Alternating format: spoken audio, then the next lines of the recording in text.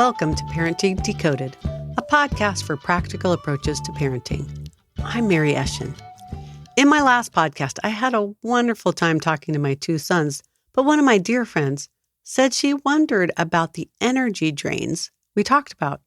It sounded like it was effective in getting my sons' attention and got them to consider how their behavior might impact the lives of others, but I didn't really explain the full concept. All parents find themselves in situations where kids do stuff that really takes energy out of us, yet we don't know how to respond. This episode is dedicated to figuring out that so that we don't get caught off guard and we can effectively get our energy back in loving ways. First off, I've been a facilitator for Love and Logic parenting classes for over 10 years now. It's such a wealth of great parenting advice presented in really logical ways that are, for the most part, easy to understand. Things like choices and setting boundaries and allowing for natural consequences are part of just about every solid parenting curriculum, no matter what. There is one term that Love and Logic coined that has been the hardest to get my parents to understand what it means and how they can have it work lovingly in their homes, and it's energy drain. The basic premise is that when kids do things that drain energy out of us, we don't have any energy left to help them with other things in life. As a result, they need to put energy back. I'm going to break it down into 4 parts. First, what might drain our energy? How do you get your kids to know that they've drained you? How might kids replenish the energy we lost? And lastly, what do you do when kids choose not to replace your energy? So let's go.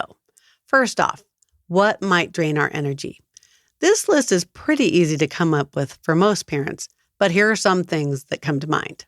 Whining, disrespect and talking back, not doing chores, not doing homework, forgetting stuff at home and causing parents to go get things like homework, sports equipment, musical instruments, lunchboxes, water bottles. You get the list. How about sibling fighting? How about screen time limits being ignored? And I put on the list tantrums, because tantrums can be really draining for us as well as our kids. I think you get the idea. Most of these issues have no natural consequences that can put a stop to poor behavior. When a kid whines or talks back, we're stumped and oftentimes react in a negative behavior to the negative behavior in a negative manner with yelling or punishing. We usually come up with something like, go to your room, or you've just lost your screen time with that attitude, right? Doesn't that sound familiar? However, sometimes we helicopter a natural consequence, like bringing a lunchbox or homework to school when our kids forget, instead of allowing them to deal with the missing item themselves.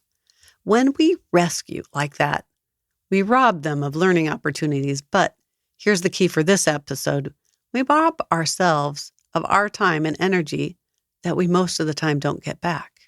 We give and they take.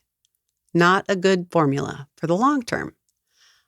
I now have to take my time to correct a mistake that was not mine. Not fair one bit.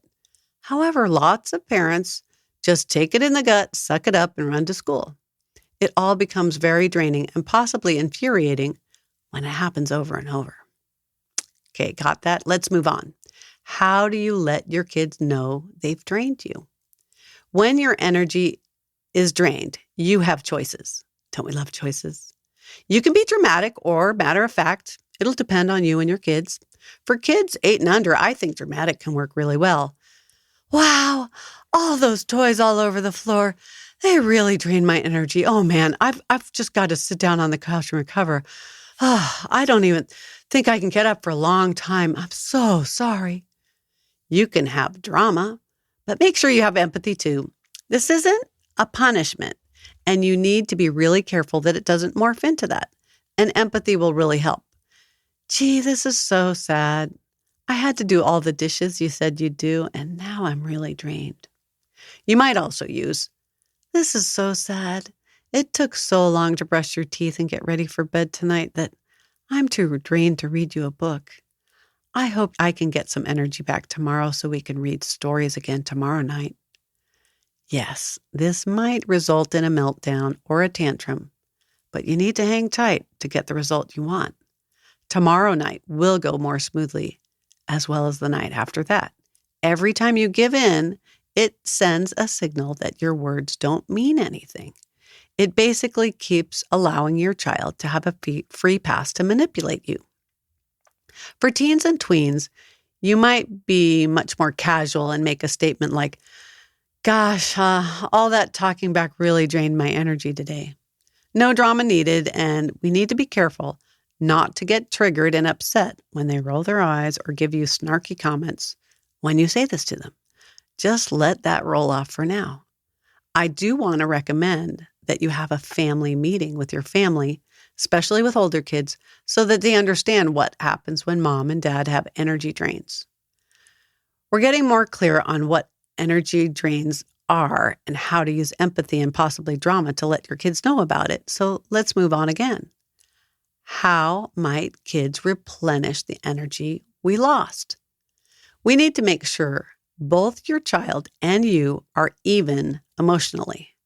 This is only going to work when everyone is calm.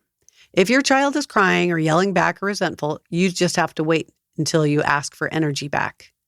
If you're upset that they just called you awful names, maybe, you need to wait until you have a clear head as well. Once that happens, when everyone's calm, you're going to say something like, "You know how I did all those dishes for you earlier? That really drained my energy. How do you think you're going to put energy back in mommy?" Or maybe you'll say, "You know how you and your brother were fighting so much yesterday? That really drained my energy. What would you like to do to put energy back in mommy?" You might also wait until after school and say in a loving and empathetic voice, "Wow, so glad I was able to run your homework to school today. That was pretty important, I could tell, but gosh, it really drained my energy. I was in the middle of writing my lecture and it took an hour out of my day to find your homework, drive it to and from school, and then come back from school and get restarted. I'm wondering how you'll be putting energy back in mommy today. Would you like some ideas? Or would you like to choose something from the energy drain list on the fridge?" Believe it or not, most kids actually pick on this whole concept really quickly, especially when a parent has a solid relationship with their child and uses this in a loving manner and doesn't turn it into a punishment. A good friend of mine who'd been using energy drains on his two little boys had been forgetting the empathy part, and so they sounded more like punishments. "Nick, you hit your brother. That really drained my energy, so go pick something off the list on the fridge." That sounds different than, "Wow, Nick, that's so sad you decided to hit your brother. It really drains my energy. We use our words in this house when we have conflicts. What would you like to do to put energy back in Daddy?" I personally had a handy list on my fridge, or at least in my head, of what my kids could do to replace energy that was drained by their poor decisions, like whining or fighting or whatever. It might be making dinner or sweeping the floor. It could be dusting or putting lotion on my hands. It is something your child does for you that they don't normally do, possibly one of your regular jobs, and it should be age appropriate. If you talk about the whole concept as a family and have them help put together the energy replacement list that goes on the fridge, they'll even buy into the program faster. The whole idea of getting them to replace your energy is to get their brains to recognize that the impact of their behavior has on other people. When we let them get away with bad behavior, sometimes it's just because they have no idea how they impact others. It creates entitlement when we put up with it, doesn't it? Your kids think it's fine to fight with each other because they've never known anything could happen except you getting mad and making kids go to their room or lose screen time. They know every time what will happen, but it doesn't stop. It doesn't motivate them to stop fighting and learn other methods of getting along. If they fight and all of a sudden, after they've cooled down in their room, they have to pull weeds in the backyard or clean the bathroom, they might get the hint that there could be a better way. It's our jobs as parents to have them take a pause. They might not be happy about any of this, but over time, they will start to see their behavior does impact others, thanks to your loving and empathetic and interventions. If you haven't heard my boys talking in podcast number 50, take a listen and hear what they have to say about the long-term impact of energy drains. Here's a hint. It mattered, and it didn't make them hate me. Phew. I'll put a link to a list that I have on my website to help you with some energy replacement ideas. Feel free to download the spreadsheet and edit it, print it off if you're so inclined. But my goal here is to make energy replacement easy for you. So download it, have at it, do whatever you need to do. All right, we're moving on to the last part, the hard part. What do you do when your kids choose not to replace your energy? This is where things get a little harder. You have to do something. Something has to happen, a consequence, when they fail to put your energy back. You need to know what your child's currency is in order to do this, what lever you have over things you do for them that they want you to keep doing. Here are some ideas. I drive kids to school who've put my energy back. I read books at bedtime to kids who put my energy back. I drive kids to the store to shop for birthday gifts who've put my energy back. I serve dinner to kids who put my energy back. I make dinner when I have enough energy to do so. I wash clothes for kids who put my energy back.